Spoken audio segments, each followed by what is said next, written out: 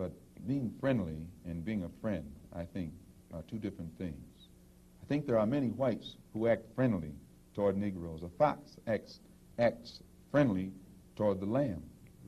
And usually the fox is the one who ends up with the lamb chop on his plate. The wolf doesn't act friendly, and therefore the wolf has more difficulty in getting the lamb chop in his plate.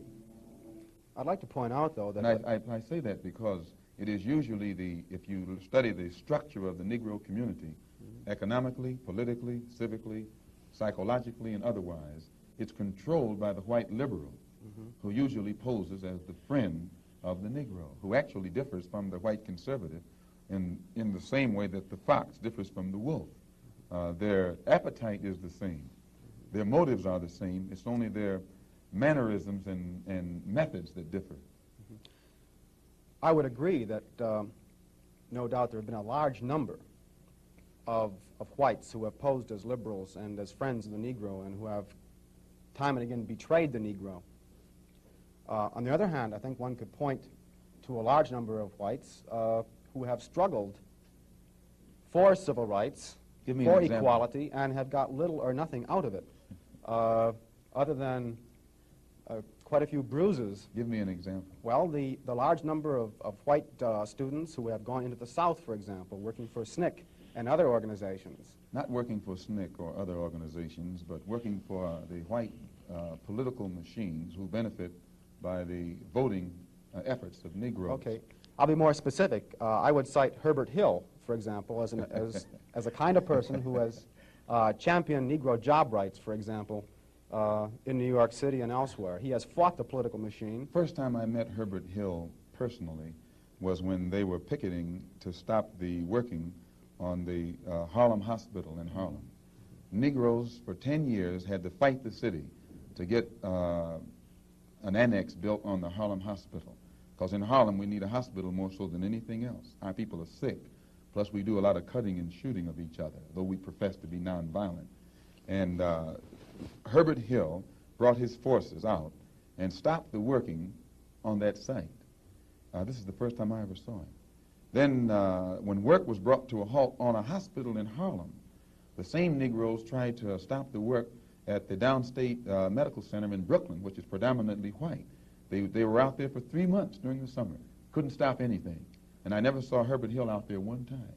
Now, whenever it takes a stoppage of something that's going to affect the white man, you find the white liberal absent. But when it involves something that primarily will affect the best interests of black people and black people only, then that white liberal is present. Herbert Hill is the labor secretary for the NAACP.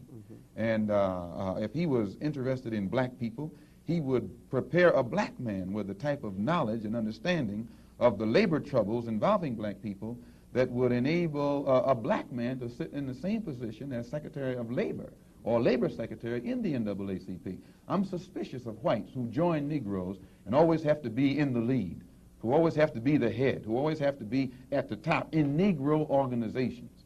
Those whites who really have the interest of blacks at heart, let them give some advice to some Negroes and stand on the sideline. But don't join the organization and then get at the head of it and pose as a friend of Negroes.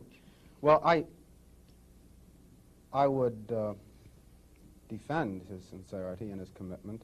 And more than that, I would say that just because a person is a Negro or a black American does not mean he's going to struggle for Negro rights or for jobs for Negroes or anything else. I think that today you could point to a large number of Negro leaders who have consistently betrayed Negroes in a whole host of areas. They aren't really Negro leaders. These are puppets that have been put in front of the Negro community by white liberals. These are parrots that have been put in front of the Negro community by white liberals. You can't name me a Negro leader who has been betrayed Negroes, who has not been endorsed, sanctioned, subsidized, and supported by the white liberals. Minister Malcolm, I'd like to... Well, I could cite one example would be Congressman Dawson, for example, in Chicago. In Chicago, a large number of liberals located in the Hyde Park district have consistently fought Dawson and his betrayals of the Negro, and they've also fought some of the people who represent Dawson on the Chicago City Council. The only Negro I know who is constantly fought, only Negro politician that I know who is constantly fought by white liberals is Adam Clayton Powell. And they call him a racist because he speaks so bluntly on the race issue. But I'm not, as I said, not too familiar with Dawson and his work.